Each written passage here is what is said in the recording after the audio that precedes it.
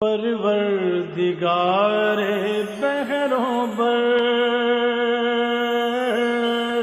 پروردگار بہروں بر۔ اعوذ باللہ من الشیطان الرجیم، بسم اللہ الرحمن الرحیم۔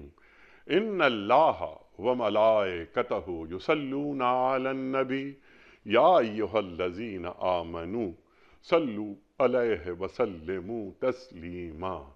اللہم صلی علی سیدنا ونبینا وشفیعنا ومولانا محمد وعلی آل محمد وبارک وسلم۔ محترم خواتین و حضرات، السلام علیکم۔ پیام صبح کے ساتھ ایک بار پھر حاضر میں ہوں آپ کا میزبان انیق احمد۔ قرآن کریم کی مختلف آیات پر گفتگو فرماتے ہیں ہمارے ملک کے جید علماء، اور ایک ایک آیت کو کھولتے ہیں، بیان کرتے ہیں کہ اللہ تعالیٰ نے کیسے کیسے معنی اور مفاہیم اس میں رکھے ہوئے ہیں، اور ہم تک علم کو پہنچاتے ہیں اور جو ہماری جہالت ہے اسے دور کرتے ہیں۔ خواتین و حضرات، آج ہم سورہ آل عمران کی آیت نمبر 145 پر بات کروائیں گے ایک ممتاز عالم دین سے۔ پیام صبح کا لازمی جز الحمدللہ ثم الحمدللہ 12 برس سے آ رہے ہیں اور قرآن کریم کی آیات پر گفتگو فرما رہے ہیں، شان نزول سے لے کر لمحہ موجود تک جوڑتے ہیں۔ ہمارے علماء کو اللہ سلامت رکھے۔ خواتین و حضرات، اللہ تعالیٰ فرما رہا ہے کہ کوئی ذی روح اللہ کے اذن کے بغیر نہیں مر سکتا۔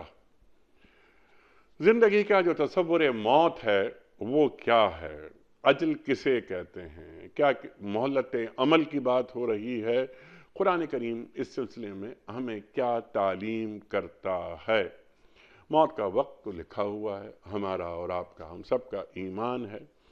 اب اللہ فرماتا ہے کہ جو شخص ثواب دنیا کے ارادے سے کام کرے گا اس کو ہم دنیا ہی میں سے دے دیں گے، اور ثواب آخرت کے ارادے سے جو کام کرے گا وہ آخرت کا ثواب پائے گا، اور شکر کرنے والوں کو ہم ان کی جزا ضرور عطا کریں گے۔ اب ثواب دنیا کسے کہتے ہیں، ثواب آخرت کسے کہتے ہیں، ایک سوال فوراً ذہن میں آتا ہے۔ خواتین و حضرات، ثواب دنیا میں ہمیں کیسے مل جاتا ہے، یعنی اہل ایمان کی بات ہو رہی ہے، ان لوگوں کی بات نہیں ہو رہی کہ جو اللہ تعالیٰ سے یہ کہتے ہیں کہ ہمیں ثواب آخرت نعوذ باللہ نعوذ باللہ نعوذ باللہ نہیں چاہیے، تو ہمیں دنیا میں ہی عطا کر دے۔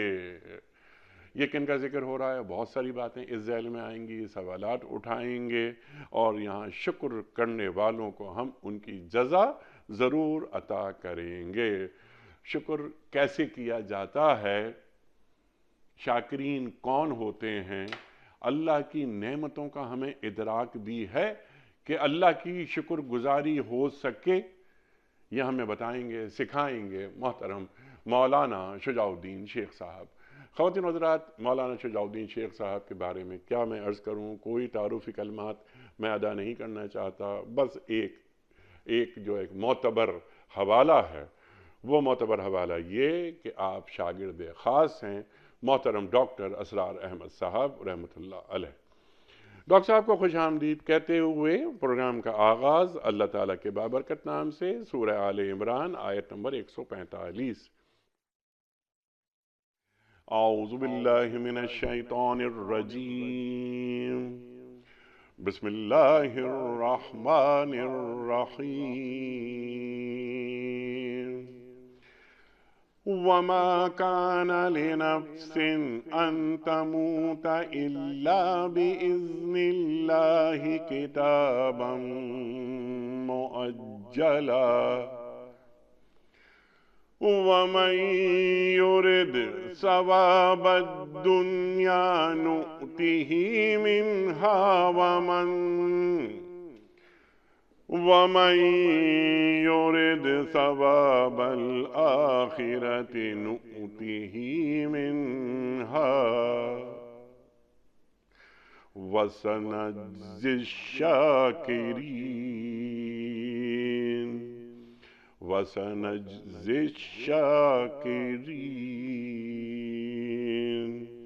صدق اللہ العظیم۔ کوئی ذی روح اللہ کے اذن کے بغیر نہیں مر سکتا۔ موت کا وقت تو لکھا ہوا ہے۔ جو شخص ثواب دنیا کے ارادے سے کام کرے گا اس کو ہم دنیا ہی میں سے دے دیں گے، اور جو ثواب آخرت کے ارادے سے کام کرے گا وہ آخرت کا ثواب پائے گا، اور شکر کرنے والوں کو ہم ان کی جزا ضرور عطا کریں گے۔ محترم شیخ صاحب کی خدمت میں اس سے پہلے کہ ہم رکھیں آج کے پروگرام کے حوالے سے پہلا سوال اور دین کے تصور موت کے حوالے سے بات سیکھیں، اس سے قبل کل کے پوچھے گئے سوال کا درست جواب اور آج کا سوال آپ کی خدمت میں۔ کل کا سوال ہمارا یہ تھا کہ کس مسجد کے بارے میں قرآن کریم میں آیا ہے کہ اس کی بنیاد پہلے دن سے تقوی پر رکھی گئی ہے؟ درست جواب مسجد قباء۔ آج کا سوال نوٹ فرما لیجئے، طاہرہ کس ام المومنین رضی اللہ تعالی عنہا کا لقب تھا؟ فرسٹ آپشن حضرت عائشہ صدیقہ رضی اللہ تعالی عنہا، یا حضرت خدیجۃ الکبریٰ رضی اللہ تعالی عنہا، یا حضرت حفصہ رضی اللہ تعالی عنہا۔ جو درست جواب آپ سمجھتے ہوں روانہ فرمائیے۔ ہمارے فون نمبرز ہیں 009221345270009۔ ہمارا دوسرا فون نمبر ہے 009221345000980۔ ہمارا ای میل ایڈریس ps@dunyatv.tv اور ہمارا SMS کا نمبر ہے 3031 اور ہمارا واٹس ایپ کا نمبر ہے 0092321825019 حضرت ارشاد فرمائیے، ایک ہی آیت لیکن کتنے سارے موضوعات، اللہ اکبر۔ ارشاد فرمائیے اللہ کیا فرما رہا ہے؟ بسم اللہ الرحمن الرحیم۔ سورہ آل عمران کی آیت نمبر 145 کا مطالعہ کر رہے ہیں۔ جی ہاں، ہمارے ناظرین کے علم میں ہوگا کہ سورہ آل عمران میں اللہ سبحانہ وتعالیٰ نے ایک طویل تبصرہ عطا فرمایا ہے غزوہ احد کے تعلق سے، اور سورہ آل عمران کے رکوع نمبر 13 سے لے کر رکوع نمبر 18 تک یہ تقریباً 6 رکوع بنتے ہیں، اور تقریباً کوئی 60 سے 80 آیات کا بیش بنتی ہیں کہ جن میں اللہ سبحانہ وتعالیٰ نے تفصیل سے غزوہ احد کا تبصرہ عطا فرمایا۔ بالکل یہی احد کا موقع ہے کہ جہاں ایک درے پر اللہ کے نبی علیہ السلام نے بعض صحابہ کرام کو متعین فرمایا، تفصیلی ہدایات دیں، پھر ایک خطا کا معاملہ ہوا اور 70 صحابہ کرام نے جام شہادت نوش کیا۔ جی اسی طرح خود اللہ کے نبی مکرم صلی اللہ علیہ وسلم زخمی بھی ہوئے، آپ کا خون اطہر بھی بہا، اور ایک افواہ بھی پھیلا دی گئی کہ آپ شہید کر دیے گئے، اس کا بھی ایک تاثر اہل ایمان نے لیا تھا۔ تو اگر وہ منظر نامہ جو غزوہ احد کا ہے، جو سورہ آل عمران میں بھی 6 رکوعوں میں ہمارے سامنے آتا ہے، اس تناظر میں بھی اس آیت کریمہ کو دیکھنے کی ضرورت ہے، اور عموم کے اعتبار سے بھی جو آپ نے سوالات اٹھائے، تصور موت کیا ہے، ثواب دنیا کیا ہے، ثواب آخرت کیا ہے، شکر کا تصور کیا ہے، شکر کا مفہوم کیا ہے، اور شکر گزاری کا رویہ کیسے اختیار کیا جائے، یہ عموم کے اعتبار سے بھی ان موضوعات کو اس آیات کے تحت، اس آیت کریمہ کے تحت بلکہ دیکھنا ہوگا، اور خصوص کے اعتبار سے وہ جو غزوہ احد کا موقع تھا جہاں پر 70 صحابہ کرام نے جام شہادت نوش کیا، تو یہ بھی بات طے ہے کہ کوئی شخص اس کو موت واقع نہیں ہو سکتی جب تک کہ اللہ کا اذن نہ ہو۔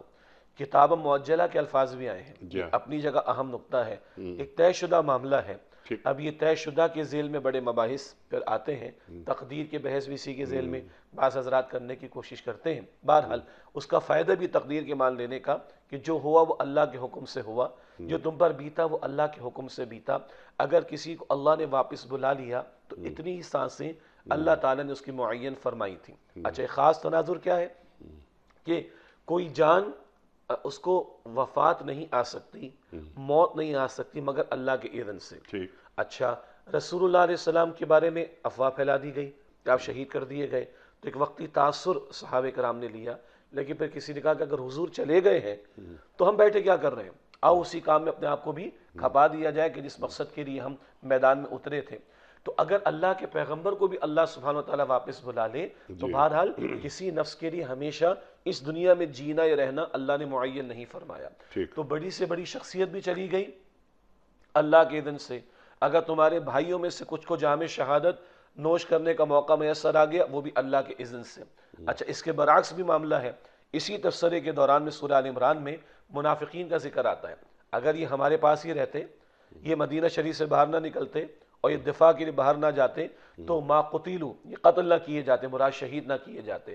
اللہ تعالیٰ اس پر بھی تبصرہ عطا فرما رہا ہے، کوئی نفس اتنا ہی جیے گا جتنی سانسیں اللہ تعالیٰ نے اس کے لیے معین فرما دی، نہ سبحان ایک اللہ۔ زیادہ نہ ایک کم۔ تو گویا ایک ایسی آیت کریمہ ہے جس میں تناظر بہت سارے ہو سکتے ہیں، اہل ایمان کے لیے ترغیب و تشویق بھی ہے، منافقین کے اعتراض کا جواب بھی دیا جا رہا ہے، رسالت مآب علیہ السلام کے تعلق سے ایک افواہ پھیل گئی اور ایک تأثر لیا گیا، اس کے تعلق سے تربیت بھی کی جا رہی ہے۔ تو اس پورے تناظر میں بھی اس آیت کریمہ کو دیکھیں تو یہ بہت سارے فوائد اس پہلے جملے سے کہ کوئی نفس اس کو موت نہیں آ سکتی مگر اللہ کے اذن سے، اس پہلے ایک جملے سے اس آیت کریمہ کے ان سارے تناظر میں دیکھیں تو ہمیں رہنمائی ملتی، اور خصوص کے اعتبار سے کیا ہے، زندگی دینے والی ذات بھی اللہ کی ہے اور موت دینے والی ذات بھی اللہ تعالیٰ کی ہے، یحیی و یمیت اللہ تعالیٰ کی شان ہے۔ گویا بندے کو اس کی اوقات بتائی جا رہی ہے، بندے کو اس کی حیثیت بتائی جا رہی ہے کہ تو مخلوق ہے، تو پیدا کیا گیا ہے، اور تجھے موت بھی وہی دے گا جس سے تجھے پیدا فرمایا ہے۔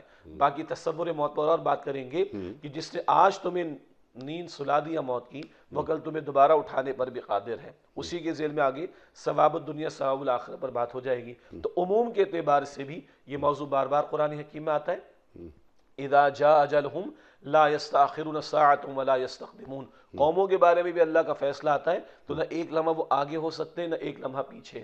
وَلَن يُؤَخِّرَ اللَّهُ نَفْسًا إِذَا جَاءَ أَجَلُهَا، جب کسی کی اجل آ جائے تو وہ اللہ تعالیٰ اس کو مؤخر نہیں فرماتا۔ تو یہ حقیقت کہ یہ تمہیں جو وجود دیا گیا، تمہارا اس پہ یہ اختیار نہیں کہ تم اپنی زندگی اور موت کے مالک ہو، زندگی دینے والا بھی اللہ سبحانہ وتعالیٰ، موت دینے والا بھی اللہ سبحانہ وتعالیٰ۔ اب یہاں اس عقیدے کو ماننے والا اور نہ ماننے والا، اس کے طرز عمل میں زمین آسمان کا فرق ہو جائے گا۔ جو یہ تسلیم کرتا ہے کہ میں پیدا کیا گیا ہوں، خدائی کے دعوے نہیں کرے گا۔ جو یہ تسلیم کرتا ہے کہ میں پیدا کیا گیا ہوں، وہ کوئی اپنے آپ کو ترب خواہ پھنے خواہ نہیں سمجھے گا۔ جو یہ تسلیم کرتا ہے کہ میں پیدا کیا گیا ہوں تو میں کسی خالق کا بندہ ہوں، میں اس کے حکم کا تابع رہوں، وہ ایک باوقار اور ایک پابندی والی زندگی گزارے گا۔ اور ایک وہ جو تسلیم ہی نہیں کرتا مجھے کوئی پیدا کرنے والا ہے، میرا کوئی مالک ہے، میرا کوئی خالق ہے، وہ آزاد زندگی گزارے گا۔ گویا اس عقیدے کے تحت، اس عقیدے کو ماننے والا اور اس عقیدے کو نہ ماننے والا، دونوں کے طرز عمل میں بھی زمین آسمان کا فرق دکھائی دے گا۔ تو اس پہلے جملے کے تعلق سے یہ چند پہلو اگر سامنے رہیں تو شان نزول کے اعتبار سے خصوصی کلام جو 6 رکوع میں ہے غزوہ احد پر تبصرہ، اس کے تعلق سے بھی، اور عموم کے اعتبار سے بھی موت کا تذکرہ، اور یہ کہ تمہارا ایک خالق ہے، مالک ہے، پیدا کرنے والا بھی ہے، موت دینے والا بھی ہے، یہ سارے نکات اس ایک آیت کے اس پہلے جملے کے ذیل میں ہمارے سامنے آتے ہیں۔ سبحان اللہ، سبحان اللہ۔ اور تصور موت، یعنی یہ جو اجل کی بات آپ نے فرمائی، یہ ایک مہلت عمل ہے، پہلی سانس سے لے کر آخری سانس، یہ اللہ تعالیٰ نے کتاب میں لکھ دی ہے اور ایسا ہو کر رہے گا۔ یہ ہمارا تصور موت ہے، اور انا للہ و انا الیہ راجعون، اور ان صلاتی و نسکی و محیایا و مماتی للہ رب العالمین۔ یہ مسلمان اس طرح جیتا ہے، اس طرح زندگی گزارتا ہے، اور اس طرح اپنا کام کر کے چلا جاتا ہے۔ موت کو سمجھا ہے غافل، اختتام زندگی ہے یہ شام زندگی، صبح دوام زندگی۔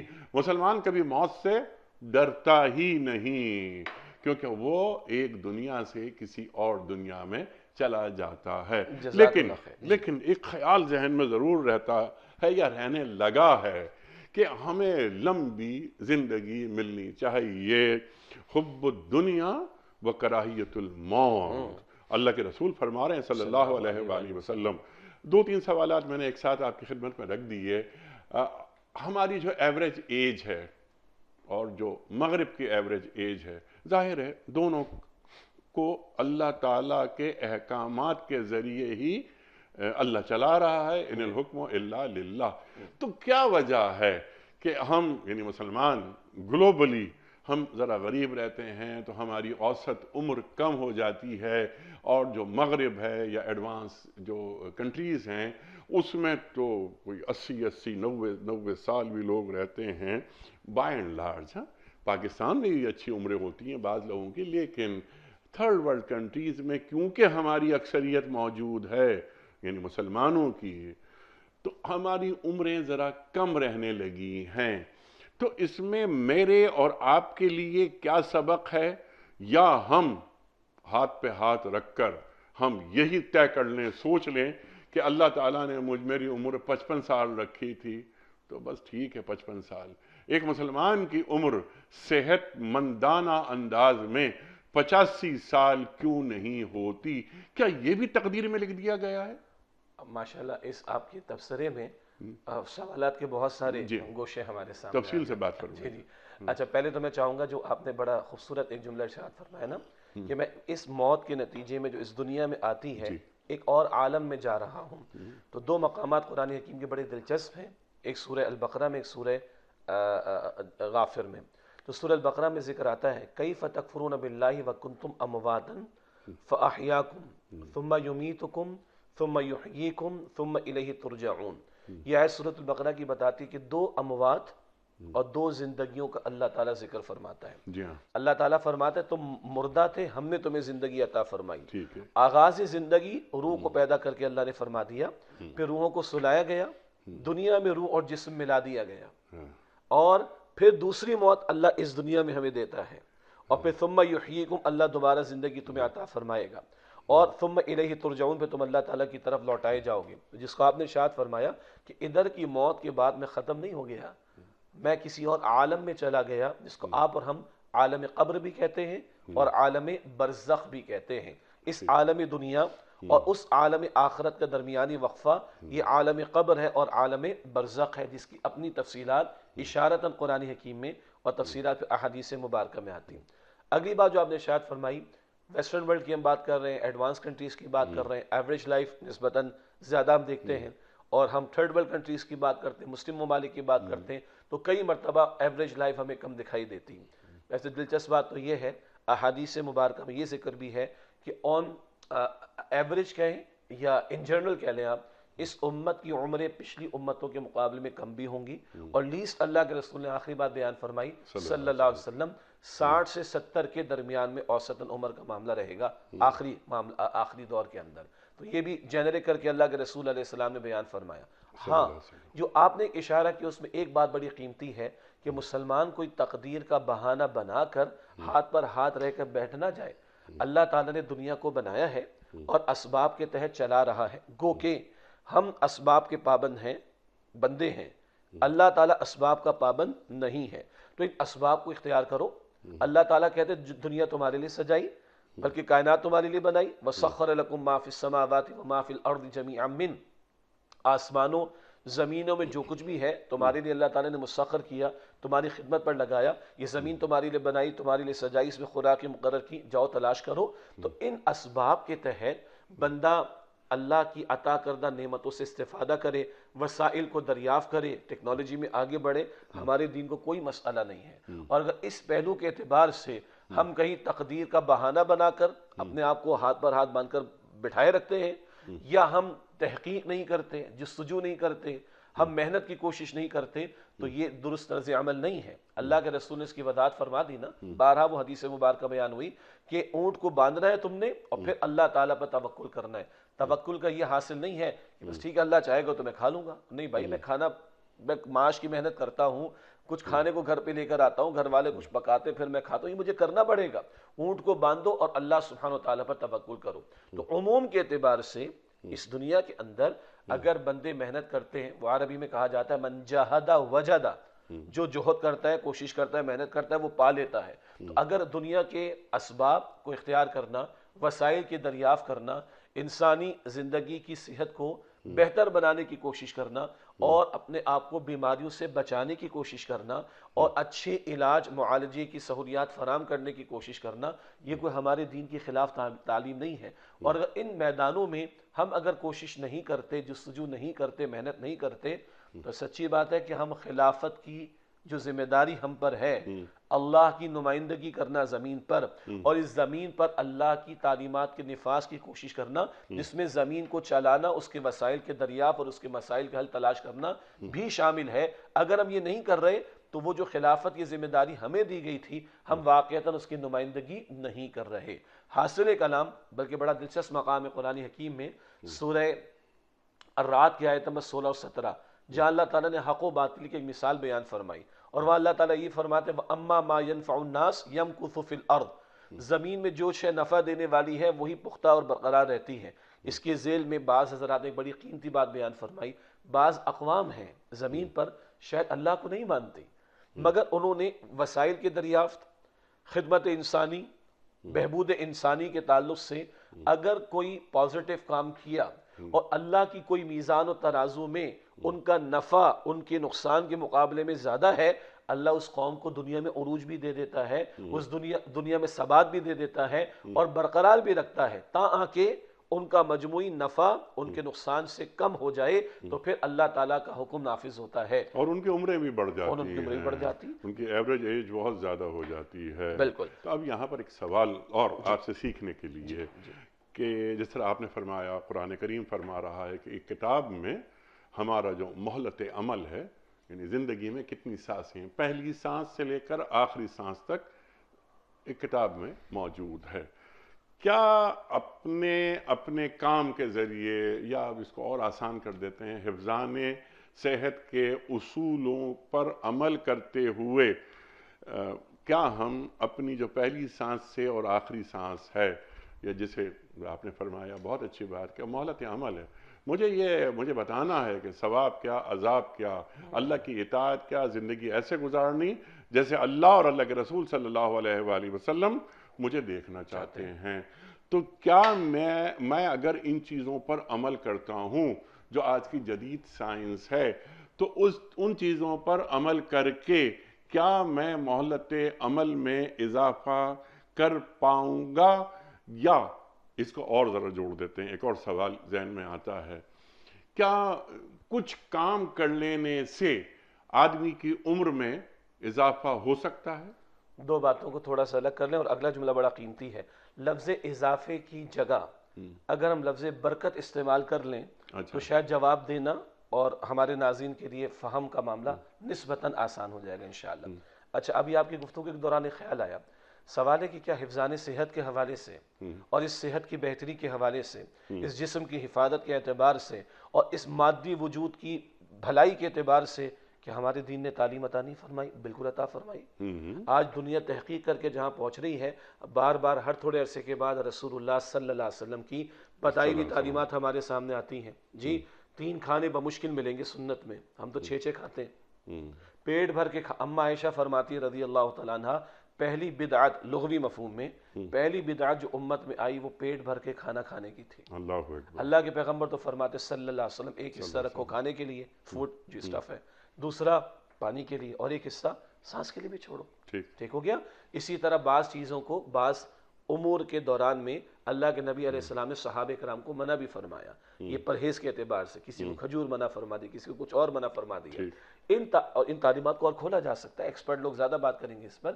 یہ تعلیمات بتا رہی ہیں اپنی صحت کا خیال رکھنا عین تقاضۂ دین ہے. بلکہ حدیث یاد آئی، لنفسک علیک حق وَلِعَيْنِكَ عَلَيْكَ حَقٌ وَلِزَوْجِكَ عَلَيْكَ حَقٌ وَلِزَوْجِكَ عَلَيْكَ حَقٌ. تمہارے نفس کا بھی تم پر حق ہے، تمہاری آنکھ کا بھی تم پر حق ہے، تمہاری بیوی کا بھی تم پر حق ہے، تمہارے مہمان کا بھی. آنکھ کا حق کیا ہے؟ جسم کو آرام دو. جی ابھی کل ایک مفتی صاحب سے بڑی اچھی بات ہوئی، اور انہوں نے مسجد میں ہم گئے تو بچے حفظ کے بچے تھے، اور بڑا اچھا لگا کہ 15 منٹ کا قیلولہ بچوں نے مسجد میں ہی کیا. جی قیلولے کی سنت اللہ کے نبی نے عطا فرمائی.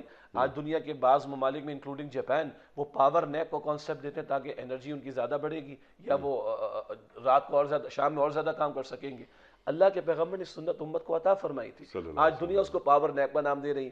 دنیا جو ہے وہ کھانے پینے میں احتیاط کی بات کر رہی ہے، دنیا جو ہے کچھ معاملات میں پرہیز کی بات کر رہی ہے. تو یہ جو بات اس وقت ہم کر رہے ہیں، حفظان صحت کے اصولوں کا معاملہ، صحت کا خیال رکھنے کا معاملہ، یہ کوئی ہمارے دین کے تقاضے کے خلاف نہیں ہے. یہ تعلیمات تو اللہ کے دین نے ہمیں عطا فرمائی. اصل سوال آپ کا یہ تھا کہ اگر وہ خیال رکھ لیتا ہوں تو جو میری اجل معین ہے، لیٹ سے 60 سال، تو کیا وہ 60-70 ہو جائے گی؟ قطعاً نہیں، وہ 60-70 نہیں ہو سکتی. اب اس نقطے کو بھی سمجھ لیں. صرف یہ تھوڑی اللہ کے طے ہے کہ آپ کی میری عمر کتنی ہوگی، اللہ تعالیٰ کے تو یہ بھی طے ہے کہ آپ کا میرا رزق کتنا ہوگا. اور اگلا جملہ ذرا حساس ہے، اللہ کے ہاں طے ہے، یعنی اللہ کے علم کامل کے مطابق لکھا ہوا ہے کہ میرا اور آپ کا انجام کیا ہوگا. یہ جو حدیث معروف ہے بخاری شریف میں، مسلم شریف میں، بچہ ماں کے بطن میں 4 مہینے کا ہوتا ہے، اللہ تعالیٰ فرشتے کو بھیجتا ہے، وہ روح ڈال دیتا ہے. حساس ہے، یعنی اس کی تشریح ضروری ہے. اللہ کا فرشتہ روح ڈال دیتا ہے، چند باتیں لکھ دی جاتی ہیں، اس کا رزق کتنا ہوگا، اس کی عمر کتنی ہوگی، شقی ہوگا کہ سعید ہوگا۔ اب یہاں پہ نقطہ اس کی وضاحت ضروری ہے کہ اس طے کر دیے جانے کا مطلب کیا ہے؟ یہ جو کتاب مؤجلہ کا لفظ ہے، یہ بھی یہ لکھا ہوا ہے اللہ تعالیٰ کے، طے شدہ ہے۔ طے شدہ کا مطلب ہے کہ اللہ کے علم کامل میں سب کچھ ہے۔ اللہ کا علم ایسا تو نہیں کہ ابھی 4 بجے آپ میں کو بات کر رہے ہوں تو 5 بجے ایک اور بات مجھے اور آپ کو پتہ چل جائے گی، 6 بجے میرے اور آپ کی انفارمیشن میں ایک اور اضافہ ہو جائے گا، نہیں۔ اللہ کا علم ایبسلیوٹ ہے، مکمل ہے، اس میں کسی کمی اضافے کا کوئی امکان نہیں۔ اللہ کو معلوم ہے کہ انیس صاحب نے رات 10 بجے کیا کرنا ہے، شجاع الدین شیخ نے رات 11 بجے کیا کرنا ہے۔ البتہ اللہ نے انیس صاحب کو، شجاع الدین شیخ کو، سارے بندوں کو اختیار دیا ہے، اما شاکرا و اما کفورا۔ اختیار ہمارے پاس ہے، اسی بنیاد آگے ثواب کا ذکر آ رہا ہے، بدلے کا ذکر آ رہا ہے، اسی اختیار کی بنیاد پر جو ہمارے اعمال ہیں ان کے نتائج ہمارے سامنے آنے ہیں۔ تو اللہ کے ہاں جو لکھا ہوا ہے، جس کو ہم مسئلہ تقدیر کہتے ہیں، اس پر ایمان کے بڑے فوائد ہیں، آگے اگر وقت ہوگا تو ذکر کر لیں گے، لیکن لکھا ہوا ایک شے ہے اللہ کے علم کامل کے مطابق، اور اللہ نے مجھے اور آپ کو اختیار دیا، ہم جو چاہیں سو کریں۔ تو جیسے ہم ابھی بات کر رہے تھے کہ کیا میں حفظان صحت کے اصولوں پر عمل کر لوں تو میری 60 سے 70 برس کی عمر ہو جائے گی، میں نے ایبسولوٹلی کہا کہ نو۔ اسی طرح لکھا ہوا ہے آپ کا میرا رزق کتنا ہوگا، تو میں زیادہ محنت کر کے کیا زیادہ کما لوں گا؟ قطعاً نہیں، اتنا ہی کما پاؤں گا جتنا اللہ نے طے کیا۔ اگر زیادہ میں کما رہا ہوں تو وہ بھی تقدیر میں لکھا ہوا تھا، جزاک اللہ خیر۔ اور اگر میری عمر 60 سے 70 برس ہو رہی ہے تو وہ بھی تقدیر میں لکھا ہوا لکھا ہوا، ٹھیک ہے نا بجا اور آپ کی اجازت سے سر؟ اور آپ نے فرمایا کچھ اعمال اگر میں انجام دوں تو کیا میری عمر میں اضافہ ہو سکتا ہے؟ جی یقیناً آپ کے ذہن میں وہ حدیث مبارک جی ہوگی، صلہ رحمی، صلہ رحمی کرو گے اللہ تمہاری عمر میں اور رزق میں اضافہ فرما دے گا۔ اور ہم اس اضافے کو اگر لفظ برکت سے تعبیر کر لیں تو یہ دینی پیراڈائم میں بہت اہم اصطلاح ہے جس کی ضرورت بھی ہمیں ہے اور اس سے وضاحت بھی ہو جاتی ہے۔ سبحان اللہ سبحان اللہ۔ صلہ رحمی کو ذرا سا ہم چاہتے ہیں آپ کھول لیں کہ یعنی جو رشتہ داروں کا، اپنے غریب بہن بھائیوں کا، اپنے اعزاء کا خیال رکھتا ہے یا رکھتی ہے تو پھر وہ دعا مانگتے ہیں اس اپنے بھائی کے لیے، اپنی بہن کے لیے، تو اللہ تعالیٰ ان کی دعائیں قبول کرتا ہے اور ان کی عمر میں اضافہ کر دیتا ہے۔ اب سوال یہاں پر آتا ہے جو میں انٹرو میں نے کہنے کی کوشش کی تھی، وہ یہ کہ اللہ تعالیٰ نے میری بہن، میرے بھائی کی دعا قبول کی اور میری عمر میں اضافہ ہو گیا۔ یہ اضافہ کیا یہ طے شدہ تھا؟ یہ طے شدہ تھا یا میرے اس عمل کی وجہ سے ایسا ہوا؟ اور کیا میرا عمل بھی یہ طے شدہ تھا؟ ماشاءاللہ، جس کو آپ بار بار طے شدہ فرما رہے ہیں وہ کیا ہے؟ ڈسٹینڈ، اگریڈ، وہ ہے کیا اصلاً اللہ کا علم کامل۔ اللہ کو معلوم ہے کہ انیس صاحب، شجاع الدین شیخ صاحب، فلاں صاحب جو ہیں اپنے بھائی کے ساتھ، بہن کے ساتھ، اپنے چاچو کے ساتھ، اپنے پھپھو کے ساتھ، آج تو بعض علاقے دنیا کے ترستے ہیں، رشتوں کا پتہ ہی نہیں بیچاروں کو، اپنے نانا کے ساتھ، اپنی نانی کے ساتھ، اللہ کے علم کامل میں ہے۔ یعنی تھوڑی ناظرین کی آسانی کے لیے کہ جس کو ہم بار بار طے شدہ کہہ رہے ہیں وہ اللہ کا علم کامل، اس کے مطابق لکھا ہوا ہے سب کچھ کہاں تک؟ لوہے محفوظ میں۔ تو اللہ کے علم کامل میں ہے کہ آپ اور میں اپنے فلاں رشتہ دار کے ساتھ بھلا سلوک کریں گے تو میرے اور آپ کے رزق میں اللہ تعالیٰ برکت دے دے گا، اضافہ کہہ دیں، عمر میں برکت دے دے گا، اضافہ دے دیں۔ اچھا، اضافہ کبھی ہوتا ہے کوانٹیٹیو اور کبھی ہوتا ہے کوالٹیٹیو۔ بعض بزرگوں کو دیکھیں ان کی زندگی 55 برس ہے، 60 برس انتقال ہو گیا، اور 60 برس میں اللہ نے وہ کام لے لیا جو 600 برس والوں سے اللہ تعالیٰ نے نہیں لیا، 100 افراد سے اتنا کام نہیں لیا، الحمدللہ۔ تو اگری کہ ایسا ہوتا ہے، یعنی اب اس میں تھوڑا بات کھلنے کی اور ضرورت ہے۔ ایک تقدیر مبرم ہوتی ہے اور ایک تقدیر معلق ہوتی ہے۔ تقدیر معلق کیا ہے؟ ایسا ہوگا تو ایسا ہو جائے گا، بھائی تم دعا کرو گے اللہ تمہارے اوپر رحم فرما دے گا، تم توبہ کر لو گے اللہ تمہارے گناہوں کو مٹا دے گا، تم صلہ رحمی کرو گے اللہ تمہارے رزق عمر میں برکت دے دے گا، اضافہ دے دے گا۔ یہ بھی اللہ کے ہاں طے شدہ، یعنی اللہ کے علم کامل کے مطابق لکھا ہوا۔ اور آپ نے یہ بیان فرمایا کہ صلہ رحمی کو تھوڑا کھولیں، بڑی عجیب ایک حدیث، چند احادیث سامنے آئیں، عجیب بمعنی عربی میں خوبصورت، عمدہ۔ حدیث میں ذکر آیا کہ ابن ماجہ شریف میں ہے، اللہ تعالیٰ ایک قوم کو خوب نوازتا ہے، اولاد بھی دیتا ہے، جانور بھی دیتا ہے، کھیتی بھی دیتا ہے، خوب نوازتا ہے، حالانکہ ان کے کرتوت ایسے کہ اللہ نظر کرم بھی نہ ڈالے ان پر۔ تو عرض کی کہ اللہ کے رسول پھر اللہ کیوں دیتا ان کو؟ حضور فرماتے ہیں صلہ رحمی کی وجہ سے۔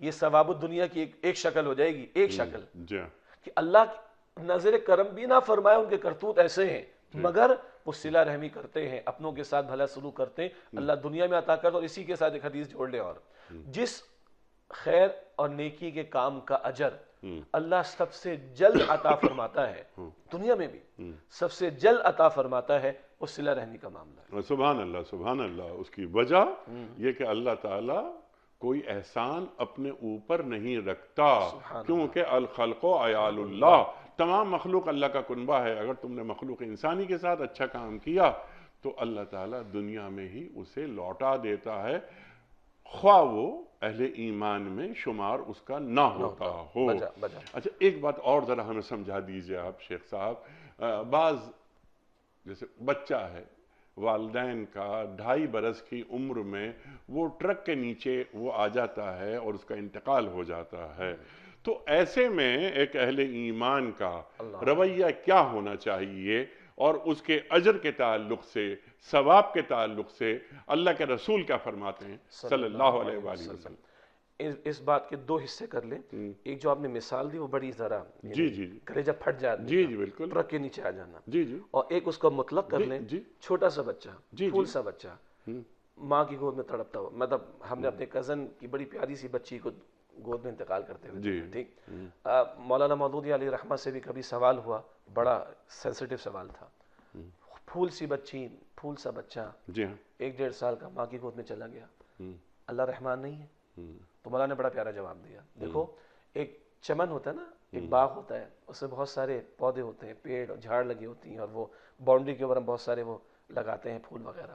تو ایک مالی آتا ہے، وہ کٹنگ کرتا ہے روزانہ، اور جب وہ قینچی چلاتا ہے تو ممکن ہے ایک پتا وہ بھی کٹے جو 50 دن کا ہو چکا تھا، اور عین ممکن ہے پورے باغ کو خوبصورتی دینی ہے تو وہ پتا بھی کٹے گی جو شاید 2 دن پہلے ابھی دنیا میں اس کا وجود آیا ہو، اور وہ پتا بھی کٹ جائے گا جس کو 25 دن ہو چکے.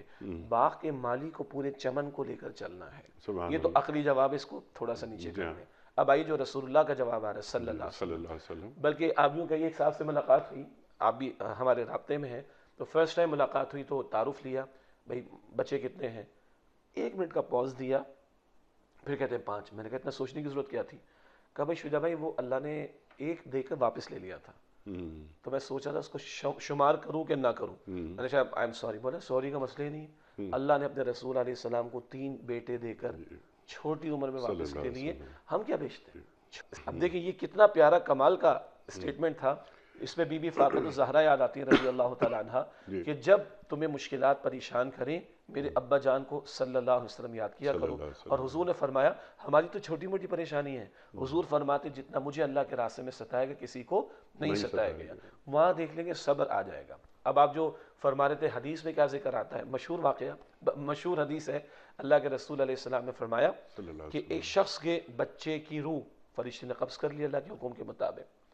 اللہ نے فرشتے سے پوچھا کہ اچھا یہ روایات کیوں بیان ہوتی ہیں؟ اللہ کو تو سب معلوم ہے، یہ ہمارے لیے بیان ہو رہی ہیں، ہماری ترغیب و تشویق کے لیے.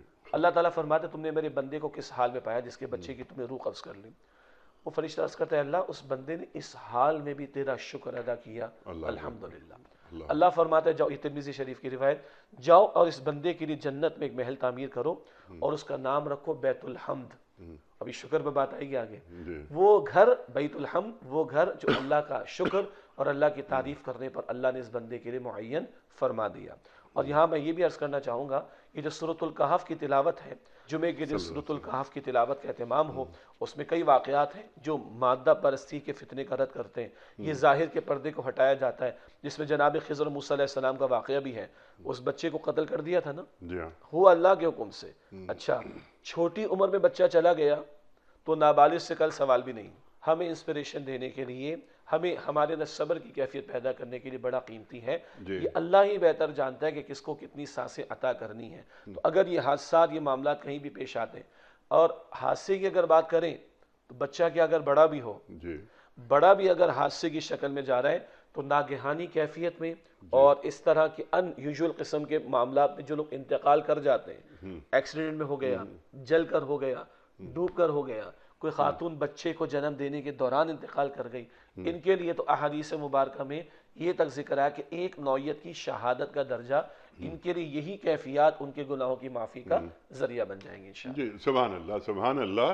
اور اگر خدا نہ خواستہ اس طرح کے معاملات زندگی میں رونما ہو رہے ہیں تو مومن کا جو رویہ ہوتا ہے وہ وہی ہوتا ہے جو آپ نے ارشاد فرمایا، ہمارا دین یہ بیان کر رہا ہے۔ یعنی ایمان کس قدر بڑی دولت ہے، جی اور ایک بچہ باپ کی گود میں جا رہا ہوں، بات آسان ہے جو میں کہہ رہا ہوں، لیکن اس موقع پر اس کا اظہار مشکل بات ہے، لیکن مومن کیا ہوتا ہے؟ جس نے دیا اس نے واپس لیا۔ سبحان اللہ، اللہ کے رسول علیہ السلام کے نواسے کا انتقال ہوا، اللہ کے رسول نے تعزیت کے کیا کلمات بیان فرمائے؟ للہ ما اعطا ولہ ما اخذ، ٹھیک، اللہ ہی کا ہے جو اس نے عطا کیا تھا اور اللہ ہی کا جو اس نے واپس لے لیا، بس صبر کرو، اللہ نے اپنی امانت واپس لی۔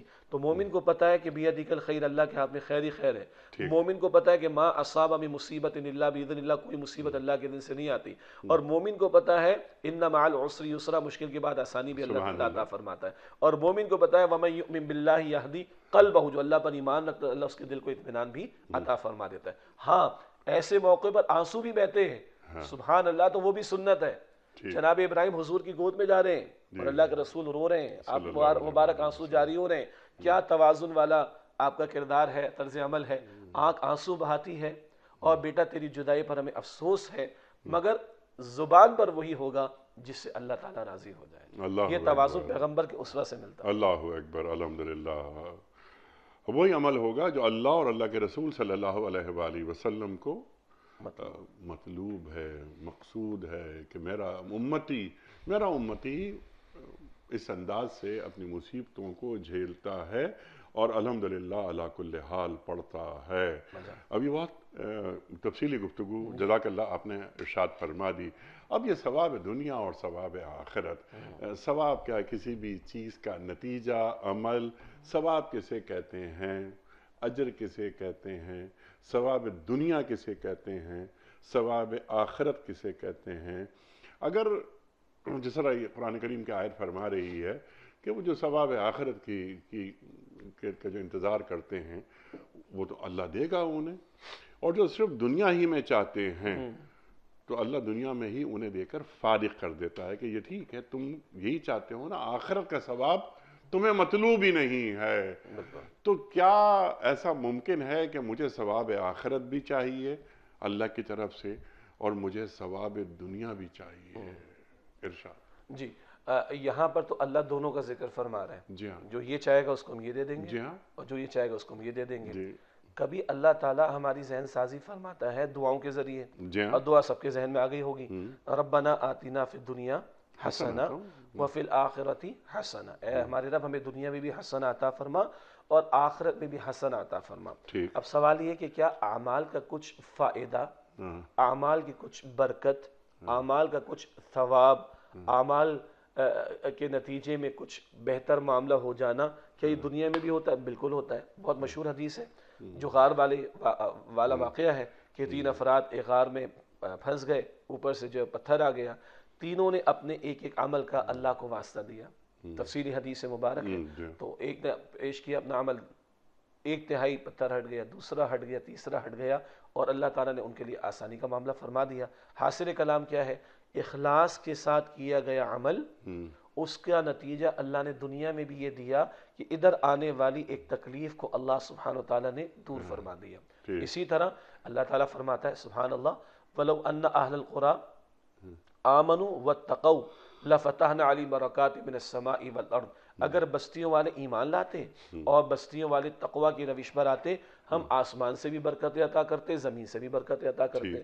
اللہ فرماتا ہے وَلَوْ أَنَّهُمْ أَقَامُوا التَّوْرَاةَ وَالْإِنجِيلَ لَأَكَلُوا مِنْ فَوْقِهِمْ وَمِنْ تَحْتِ أَرْجُلِهِمْ، اگر تورات اور انجیل کے احکام کو قائم کرتے، آج تو قرآن کی بات ہوگی، وہ کتابیں تو انویلڈ ہیں، تو جو اگر وہ تورات اور انجیل کے احکام کو قائم کرتے، اپنے اوپر سے بھی کھاتے، اپنے نیچے سے بھی کھاتے، مراد ایمان والے ہوں، تقوی والے ہوں، نیک اعمال کرنے والے ہوں، اللہ دنیا میں بھی برکتیں عطا فرماتا ہے۔ اس کی کئی مثالیں خود قرآن حکیم میں اور احادیث مبارکہ میں ملتی ہیں۔ ہاں جب آیت کلوز ہو رہی ہے تو آخرت کے ثواب کے بعد اللہ فرماتا ہے وَسَنَجْزِي الشَّاكِرِينَ، یہاں یہ انداز ہے کہ آخرت کے ثواب یعنی بدلے کے بعد کچھ اور کا بھی ذکر اللہ نے کیا۔ دیگر مقامات پر بھی قرآن کریم میں انداز اختیار کرتا ہے کہ ہم خوب عطا کریں گے، عطاً غیر مجذوذ، ایسی عطا ہوگی جو نہ ختم ہونے والی ہوگی۔ تو یہ وضاحت دیگر مقامات پر قرآن کرتا ہے کہ ہاں دنیا کا بھی ثواب ہے، بدلہ ہے، آخرت کا بھی ہے، مگر اصل لانگ لاسٹنگ فار ایور کا نہ ختم ہونے والا معاملہ وہ آخرت کے اعتبار سے ہے۔ اس کا یہ قطعاً مطلب نہیں ہے کہ بندہ مومن ایسا زاہد خشک بن جائے کہ دنیا میں اللہ کی نعمتیں اس کو نہیں چاہیے، دنیا میں وہ اللہ کا فضل نہیں چاہتا، دنیا میں وہ اللہ کی رحمت کا مستحق بننا نہیں چاہتا۔ یہ طرز عمل درست نہیں ہے۔ ادھر بھی اللہ عطا فرماتا ہے، ادھر اللہ مانگنے کو کہتا ہے ربنا آتنا فی الدنیا حسنہ، اس کا مطلب ہے ادھر بھی اس کی عطا ہے، البتہ جو عطا ادھر کی ہے وہ ہمیشہ ہمیش کے اعتبار سے ہے۔ سبحان اللہ، سبحان اللہ۔ ہمیں دنیاوی نتائج بھی مطلوب ہیں اور اخروی نتائج بھی مطلوب ہیں، یعنی نتائج سے مراد ثواب۔ اور آپ نے ربنا آتنا فی الدنیا حسنۃ وفی الآخرۃ حسنۃ وقنا عذاب النار آپ نے بیان فرما دیا، اور سرکار دو عالم صلی اللہ علیہ وآلہ وسلم اس دعا کو کثرت سے نمازوں پڑھا کرتے تھے۔ اللہ اکبر۔ اچھا، اب یہاں کے جو وقت کم ہو گیا ہے ہمارے پروگرام کا، مطلب جو ریمیننگ ٹائم ہے وہ کم رہ گیا، اب یہاں پر اللہ تعالیٰ شکر گزاری کا ذکر کر رہا ہے۔ تو شکر گزاری کے آداب کیا ہوتے ہیں؟ ثواب دنیا ہو گیا، ثواب آخرت ہو گیا، ہمیں زندگی کیسے گزارنی ہے، زندگی اور موت کے تعلق سے ہمارا رویہ کیا ہے، مسلمان موت سے کبھی نہیں ڈرتا، آپ نے ہمیں تعلیم فرما دیا، اور ایک جو ہمارا مہلت عمل ہے وہ پہلی سانس سے لے کر آخری سانس تک کیا ہے وہ آپ نے ہمیں تعلیم فرما دیا۔ اب اللہ فرما رہا ہے شکر کرنے والوں کو ہم جزا ضرور عطا فرمائیں گے۔ تو یہاں پر مہلت عمل ہو گئی، لیکن وہ جو مہلت عمل تھی اس کے اندر کیا شکر گزاری موجود تھی؟ کیا یہ بتایا جا رہا ہے اور کیا یہ سکھایا جا رہا ہے کہ دیکھو شکر گزاری کے آداب کبھی نہیں بھولنا؟ اور پھر جوڑ دیجئے گا لَإِن شَكَرْتُمْ لَأَزِيدَنَّكُمْ وَلَإِن كَفَرْتُمْ إِنَّ عَذَابِي لَشَدِيدٌ۔ ارشاد۔ جزاک اللہ خیر۔ اچھا، الفاظ آئے ہیں وَسَنَجْزِي الشَّاكِرِينَ، جی ہاں، یہ سین ہے نا، جی یہ آتا ہے ان قریب کے لیے، جی بس جلد ہی، یعنی آخرت ابھی تم نے دیکھی تو نہیں ہے، بظاہر تمہیں بہت دور لگ رہی ہے، آیا چاہتی ہے قریب، اور جو چیز نظر نہیں آتی اس کے بارے میں انسان متفکر رہتا ہے پتہ نہیں ہوگا کہ نہیں ہوگا، تو اللہ کہہ رہے ہیں کہ ان قریب یہ ایسا ہونے والا ہے کہ ہم شکر گزاروں کو بدلہ عطا کریں گے۔ اگلی بات بڑی اہم ہے کہ شکر گزار ادھر بنیں گے تو ادھر بھی عطا ہوگا، اور شکر گزاری کا بدلہ ادھر بھی عطا ہوتا ہے۔ البتہ یاد رہے کہ مہلت عمل ادھر ہی ہے۔ ہماری زندگی روحوں کے پیدا کیے جانے کے وقت سے شروع ہوئی، اور اب یہ ڈیفرنٹ اسٹیجز سے ہوتے ہوئے آخرت میں ہمیشہ کا معاملہ ہے۔ اس ساری طویل عمر میں ایک چھوٹا سا جو سٹاپ اوور، یہ تھوڑے سے چند سال جو دنیا کی زندگی کے ہیں، یہ اس لیے اہم ترین ہے کہ کل کی ہمیشہ کی زندگی کے نتائج کا انحصار آج اس دنیا میں کیے گئے اعمال پر۔ آج شکر گزار بننے والے کے لیے ہی ادھر دنیا میں بھی مزید کا عطا کیا جانا، یہ پھر ثواب الدنیا آ گیا، اور ادھر ہمیشہ عطا کیا جانا اس کا ذکر آ رہا ہے۔ اچھا، شکر کسے کہتے ہیں؟ امام راغب رحمۃ اللہ علیہ نے اس کو اس طرح بیان فرمایا کہ تصور النعمہ و اظہارها، نعمت کا تصور کرنا، اور آج اللہ معاف کرے کہ ہم قدر نہیں کر رہے، ہم کس قدر محتاج ہیں۔ بندہ اندازہ کر لے، اگر شدید گرمی ہو اور جان کے لالے پڑ رہے ہوں اور ایک گلاس پانی کوئی پیش کرے اور مانگے مجھ سے 10 لاکھ روپے، ہارون رشید کا مشہور واقعہ موجود ہے، تو شاید میں 10 لاکھ بھی دینے کو تیار ہو جاؤں گا۔ ایک گلاس پانی شاید اس قدر اس وقت میرے لیے ویلیوبل ہو جاتا ہے۔ ایک ایک عضو جو اللہ نے وجود میں رکھا، تفصیل میں جانے کا موقع نہیں۔ پہلے تو اس کا تصور نعمہ، شکر کیا ہے؟ اعتراف کرنا کہ فَبِأَيِّ آلَاءِ رَبِّكُمَا تُكَذِّبَانِ وَإِن تَعُدُّوا نِعْمَةَ اللَّهِ لَا تُحْصُوهَا، 2 مرتبہ قرآن نے کہا کہ اگر تم اللہ کی نعمتوں کو شمار کرنا چاہو بھی تو شمار نہیں کر سکتے۔ اور شکر کے 3 درجات علماء نے بیان کیے، شکر بالقلب، شکر باللسان، اور شکر بالجوارح۔ شکر بالقلب کیا ہے؟ دل سے شکر، جو کچھ میرے پاس ہے میرا کمال نہیں، ھذا من فضل ربی، کون سکھا رہا ہے؟ سلیمان علیہ السلام کے الفاظ قرآن پاک نقل کرتا ہے۔ جی، تو ھذا من فضل ربی وہ فرما رہے ہیں۔ لیبلونی، تاکہ میرا اللہ میرا امتحان لے اللہ اکبر۔ کہ آیا میں شکر کرتا ہوں یا ناشکری کرتا ہوں۔ تو پہلے دل سے شکر ہے اللہ کی عطا اور نعمتوں کا اعتراف، اس کا اظہار زبان سے ہوگا۔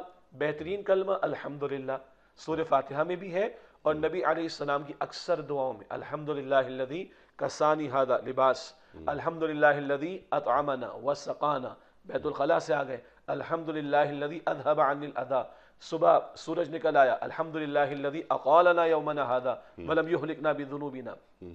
تو شکر کے کلمات زبان پر، یہ ہے زبان سے شکر۔ اور شکر بالجوارح کیا ہے، جو بڑا مفقود ہے، اس پورے وجود سے اللہ کا شکر، اس کو خالق بھی ماننا، رب بھی ماننا، مالک بھی ماننا، معبود بھی ماننا، اور حاکم بھی ماننا، اور اپنے آپ کو اس کی عبادت میں دینا 24 گھنٹے، اور اس کے دیے ہوئے اعضاء، اس کی دی ہوئی صلاحیتیں، ان کو اس کی عبادت کے لیے، اس کے حق کے پرچار کے لیے، اس کے کلمے کی سربلندی کے لیے استعمال کرنا، نہ کہ اس کے ساتھ غداری کرنا، اور اس کے ساتھ بے وفائی کرنا، اور اس کی نافرمانی کرنا، اور اس کی نعمتوں کی ناقدری کرنا، اور بندوں پر ظلم و ستم کرنا، اور حرام خوریوں کے اندر مبتلا ہونا، یہ ناشکری ہو جائے گی۔ اور آپ نے فرمایا تھا وہ آیت بھی دہرا دیں، سورہ ابراہیم کی آیت نمبر 7، لئن شکرتم لازیدنکم، بڑا پیارا فارمولہ ہے، شکر کرتے رہو، جو ملا اس پہ کرو، مزید تمہیں لازم عطا کروں گا، ولئن کفرتم، اور اگر تم نے ناشکری کی، ان عذابی لشدید، تو بے شک میرا عذاب بھی بڑا شدید ہوگا۔ اور یاد رہے جیسے شکر کا بدلہ ادھر ملے گا ادھر بھی ملتا ہے، اسی طرح یاد رہے ناشکری کی سزا ادھر تو ملے گی، ادھر بھی ناشکروں کو اللہ تعالیٰ عذابوں میں مبتلا کرتا ہے۔ یہ ہے شکر کا دل سے، زبان سے، پورے وجود سے ادا کرنا، اور ناشکری سے اپنے آپ کو بچانا۔ سبحان اللہ، سبحان اللہ۔ تو اس سلسلے میں پہلا کام ہمیں یہ کرنا چاہیے کہ ہم تو شکر گزار بنے ہی بنے، ہم نیک بنے ہی بنے، لیکن کم از کم ہماری فیملی بھی نیک بنے۔ ہم شکر گزاری کے آداب اپنی اولاد کو سکھائیں، اور ماحول گھر میں ایسا ہو کہ جس کے عمل سے گھر میں محسوس یہ ہو رہا ہو کہ یہ شکر گزار گھرانہ ہے۔ تو یہ ذمہ داری والدین کی ہے خاص طور پر۔ اور پھر ہم آگے نکل جاتے ہیں، یہ بچہ جب نکلتا ہے گھر سے اسکول جاتا ہے، یہ بچی ہماری اسکول جاتی ہے، تو کراچی سے خیبر تک کیا یہ لئن شکرتم لازیدنکم ولئن کفرتم ان عذابی لشدید، کیا یہ سکھایا جا رہا ہے؟ کیا من حیث القوم یا من حیث الامہ، کیا شکر گزاری کا ماحول یا کلمات یا جو جوارے کی آپ نے بات فرمائی کہ شکر گزاری صرف زبان پر، عمل میں نظر آئے کہ ہاں میں اللہ کا شکر گزار بندہ ہوں اور فرمانبردار بندہ ہوں۔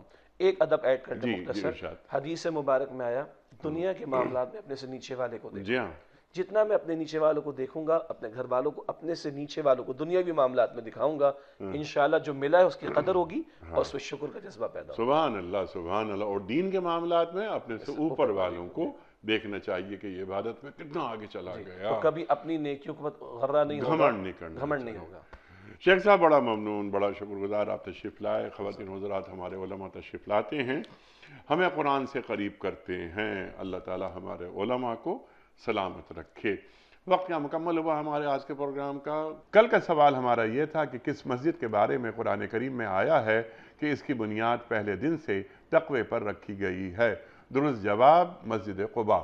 آج کا سوال نوٹ فرما لیجئے، طاہرہ کس ام المومنین رضی اللہ تعالی عنہا کا لقب تھا؟ حضرت عائشہ صدیقہ رضی اللہ تعالی عنہا، یا حضرت خدیجۃ الکبریٰ رضی اللہ تعالی عنہا، یا حضرت حفصہ رضی اللہ تعالی عنہا؟ جو درست جواب آپ سمجھتے ہوں روانہ فرمائیے۔ ہمارے فون نمبرز ہیں 00922134527 ہمارا دوسرا فون نمبر ہے 009221343800980۔ ہمارا ای میل ایڈریس ps@duniatv.tv، ہمارا SMS کا نمبر 3031، اور ہمارا واٹس ایپ کا نمبر ہے 009232182509194۔ شیخ صاحب ایک پرچی نکال کر اعلان فرمائیے گا۔ آج کے ونر کے نام کا اعلان فرما رہے ہیں شیخ صاحب۔ محمد عمران قریشی صاحب ہیں کراچی سے۔ محمد عمران قریشی صاحب کراچی سے۔ آپ کی خدمت میں دنیا ٹی وی کی جانب سے دینی کتب پر مشتمل گفٹ ہیمپر آپ کے گھر بذریعہ کوریئر روانہ کیا جا رہا ہے۔ آپ کو بہت بہت مبارک ہو۔ پیام صبح کا اختتام ہوتا ہے روزانہ ایک قول پر، اور وہ قول ہوتا ہے صاحب نہج البلاغہ امیر المومنین حضرت علی مرتضیٰ کرم اللہ وجہہ کا۔ آپ فرماتے ہیں حلال کمائی کی لذت اس شخص کو محسوس ہوتی ہے جو حرام کمائی چھوڑنے کی مکمل کوشش کرتا ہے۔ حلال کمائی کی لذت اس شخص کو محسوس ہوتی ہے جو حرام کمائی چھوڑنے کی مکمل کوشش کرتا ہے۔ سبحان اللہ سبحان اللہ۔ اپنے میزبان انیق احمد کو کل تک کے لیے اجازت دیجیے۔ خدا حافظ۔ پروردگار